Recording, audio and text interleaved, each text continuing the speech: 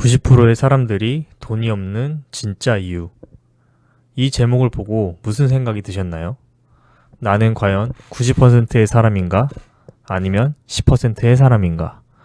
여기서 10%는 부자를 말하겠죠? 저도 당연히 90%의 평범한 사람입니다. 근데 여러분들은 정말 진지하게 왜 나는 돈이 없을까? 라고 생각해 보신 적 있으신가요? 저는 지금까지 35년 인생을 살면서 이 물음에 대해 본질적으로 가르침을 받아본 적이 없는 것 같아요. 학교, 친구, 선생님, 부모님, 그 누구도 본질적인 이유를 저에게 알려주지 못했던 것 같습니다. 근데 얼마 전에 너무 큰 깨달음을 저에게 줬던 책이 있어서 이 책의 내용을 바탕으로 제가 느끼고 생각했던 것들을 좀 나눠보고자 해요. 책은 꼬몽디님이 쓰신 내가 돈을 벌고 있다는 착각입니다. 사람들은 다양한 인생의 목표를 이야기합니다. 안정된 삶, 결혼, 시간의 여유, 가족, 직업적인 성공.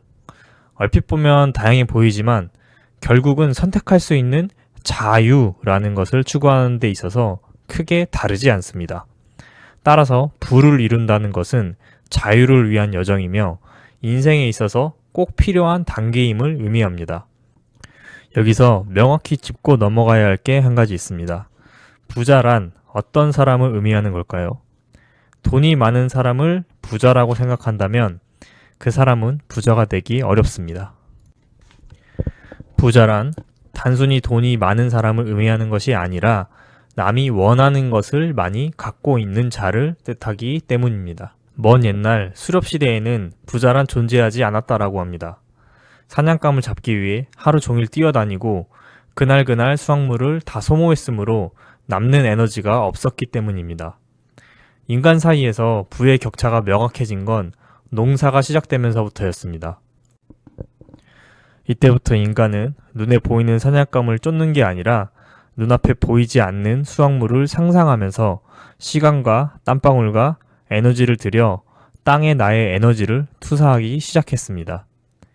수확물이 나오자 사람들은 먹고도 저장할 수 있는 잉여 농산물이 생기기 시작했고 사람들은 농산물이 썩지 않는 것을 방지하기 위해서 동굴이나 토기 안에 그것을 저장하기 시작했습니다. 모든 사람들은 농부가 되었고 사람들 간의 부의 격차가 이때부터 발생하기 시작했습니다. 눈앞에 보이는 사냥감만을 쫓던 사람들은 부자가 되지 못했고 눈앞에 보이지 않는 미래를 쫓던 사람들이 부자가 되었습니다.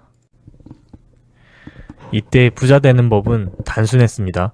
사람들은 일을 해서 자신의 노동 에너지를 쌀, 감자, 이런 수확물이라는 가치 에너지로 이것을 전환시키고 전환된 이 가치들을 동굴, 토기 등에 저장을 시켰습니다. 그래서 이런 수확물이 많이 저장된 사람을 우리는 부자라고 불렀습니다. 이것을 현대로 가져와서 대입해보면 현대인은 일을 해서 노동 에너지를 돈이라는 가치로 전환시켜서 받고 전환되어 받은 가치를 동굴이나 토기가 아닌 은행, 주식, 부동산, 채권, 사람에 저장시키는 형태로 저장을 시킵니다. 근데 여기서 생각해봐야 할 것은 과거와 다르게 현명한 사람은 가치라는 것이 돈과 물질에 한정되지 않는다라는 것을 아는 것입니다. 내 안에 지식과 지혜를 담으면 내가 가치 저장 수단이 된다는 겁니다. 내 시간과 에너지를 어디에 담는 것이 가장 유용한가를 생각해 보아야 한다는 것입니다. 세상의 모든 것들 중에서 가장 효율이 좋은 가치 저장 수단은 은행, 주식, 부동산이 아니라 나 자신이라는 겁니다. 한번 생각해 봅시다. 축구선수 손흥민이 사기를 당해서 그가 가진 모든 돈, 전 재산을 잃는다면 그는 더 이상 부자가 아니게 될까요? 그렇지 않죠. 그에겐 명예와 축구 기술이라는 자산이 있습니다. 손흥민이 유튜브를 하거나 축구 교실을 하거나 낮은 리그에서 몇 번의 경기만 뛰어도 그는 다시 많은 돈을 쉽게 얻을 수 있습니다. 그의 명예는 언제든지 물질로 취한되는 자산이며 나 자신이라는 가치 저장 수단 안에 저장되어 있기 때문입니다. 따라서 부자란 남과 교환할 수 있는 걸 많이 가진 사람을 의미합니다. 그들은 세상을 보이는 것으로만 판단하지 않고 좋은 기술, 외모, 지식, 지혜, 사람, 이 모든 게 자산이며 부의 기준이 됩니다. 따라서 우리가 부자가 되기 위해서 제일 먼저 해야 할 일은 노동력의 가치를 올리는 일, 즉 자신에게 투자하는 일입니다. 다들 인정하려 하지 않지만 우리는 모두 어렸을 때 선택지를 가졌습니다. 자신의 시간과 에너지라는 자원을 어디에 쓰고 어디에 저장시킬지 스스로 선택했습니다. 누군가는 지식, 지혜, 기술, 품성에 매력을 담았고 누군가는 본능과 쾌락을 이기지 못하고 남이 만든 가짜 가치물에 시간과 에너지를 모두 빼앗겨 버렸습니다. 그래서 어른이 되면 남들이 필요로 하는 가치물에 에너지를 더 많이 저장한 사람들은 노동 에너지의 효율이 올라갔고 그렇지 않은 사람들은 낮은 노동 에너지의 효율을 갖게 되었습니다. 실제로 주식 투자로 돈을 버는 사람은 많지 않습니다. 거의 모든 부자들은 사업 같은 노동 에너지를 바탕으로 부를 쌓았고 그것을 좋은 가치 저장 수단 안에 오랫동안 보관한 사람들입니다. 결국 종합해보면 고대로부터 우리가 부자가 되는 방법은 변한 게 없습니다. 먼저 나 자신에게 가치를 저장하고 그렇게 생긴 가치물을 좋은 그릇에 또 저장해야 합니다.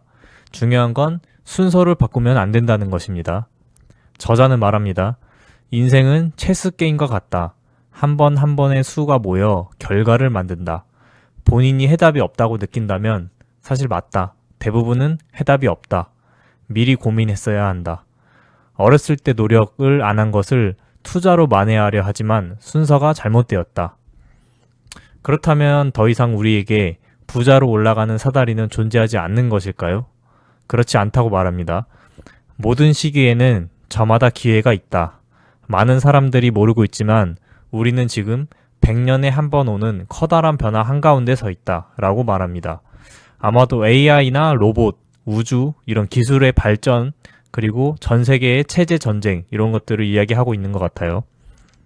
먼저 깨달은 사람만이 자신의 바로 앞에 있는 부의 사다리를 오를 수 있습니다.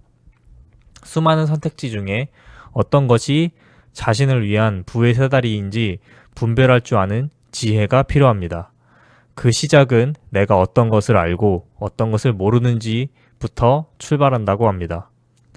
결론을 요약해보면 나 자신에게 투자하는 것이 가장 좋은 가치 저장 수단이고 이것들은 대부분 어린 시절에 이루어진다는 것입니다. 그래서 부모님, 가정 환경, 어렸을 때 내가 내린 여러 가지 선택들이 가장 중요하고 대부분의 현재 자신의 소득 수준은 내가 들이는 시간과 노력 대비 돌아오는 돈의 가치라는 가치 전환 물질의 효율이 결정합니다. 적은 시간과 에너지를 들여도 많은 돈이 들어오는 사람이 있고 많은 시간과 많은 에너지를 들여도 적은 돈밖에 돌아오지 않는 사람이 있습니다. 그리고 이 효율은 다른 사람들이 원하는 것을 내가 많이 줄 수 있는 사람인지 그것이 아닌지에 따라서 결정된다고 합니다. 그러니까 많은 사람들이 어떤 것을 원하는지 난 그들에게 무엇을 줄 수 있는지를 계속 생각해 봐야 합니다. 그래서 제가 책을 읽으면서 느낀 것은 나는 돈이라는 것에 대해서 잘 몰랐다. 그리고 돈과 가치라는 것에 대해서 잘 몰랐던 상태에서 그것을 많이 가지고 싶다는 생각만을 왜 했을까? 내가 돈이 없는 이유가 있었구나. 이런 생각들이 들었습니다. 책을 보면 1부 가치관, 2부 지식, 3부 지혜라는 키워드로 우리에게 설명을 해주는데요. 책의 자세한 내용과 저의 또 다른 생각들은 다른 영상에서 이어서 말해보겠습니다. 이 영상을 보는 여러분들도 많은 돈을 벌기 위해선 나는 다른 사람에게 그리고 세상에게 어떤 가치를 줄 수 있는 사람인가를 한번 생각해보는 계기가 되었으면 합니다. 그 생각이 부자로 가는 첫걸음이 될 것입니다.